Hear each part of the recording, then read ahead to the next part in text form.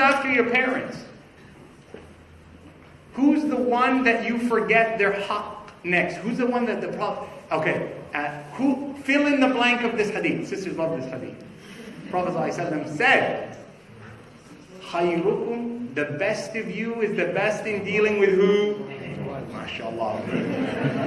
This is why I know that hadith. That's Bukhari, brother. I know that one. You hear that hadith at the moment of your nikah. Because part of the khutbah in nikah is that the imam is going to tell you, listen, you're getting married, right? Look how many times the Prophet ﷺ said it in his final hajj in Arafah.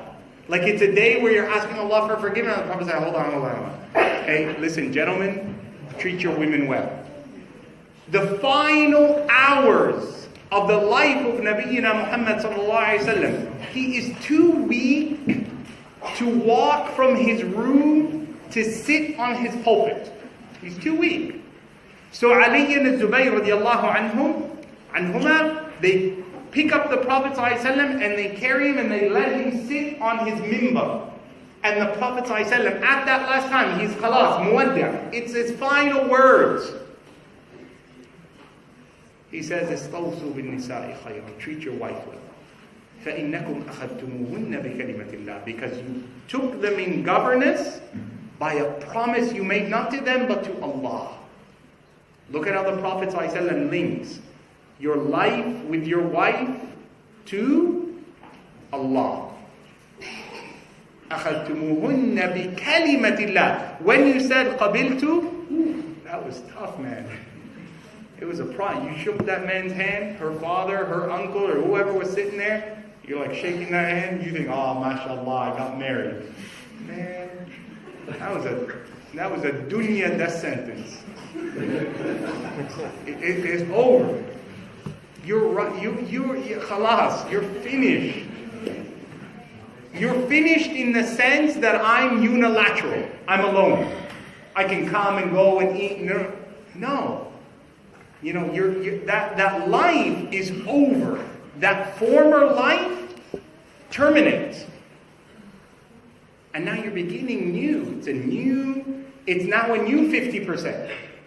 The first 50%, the first part of your deed was all that experience many of you are experiencing right now, getting ready to get to that place in life where you're going to consolidate, because now it's the second half. And the aim is, the understanding of that hadith is that you're going to finish that next 50% and there's no other 50. There's no more. Khalas. The rest of your life, you're obligated to others. So after your father and your mother, your obligation comes to who?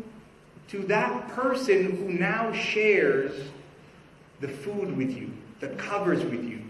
Everything that you have built is between you and them.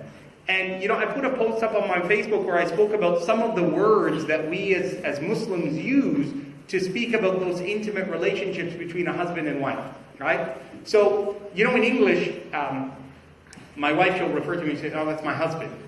It's actually, I don't like that word. Because husbandry is like a farming practice. No, I'm being serious. It's like, do you know what, you can Google it. Be careful. It's how you get a bull to, a cow. It's how you make more children with animals, livestock. So there's people who are, they have learned the art of husbandry. So that's not me. I'm a little bit more than that, right? So there's so much more to who we are. So when you look in the Quran, when you look in the Hadith, when you look in Arabic culture, when you look in Islamic culture, you find we use so many other words. So, my wife, she'll refer to me, she'll say, Zawji, wa hiya zawjati. Al-izdiwaj, when two things come together, zawj means that they were complete parts. You're two separate, you're complete individuals. But when you came together and entered into one another in this relationship, you become one where one does not know where the other ends. You become a solid new creation. Izdawaj al-amr. You're so together that there's ambiguity in who is who anymore. You've taken on each other in that sense. It's a powerful word.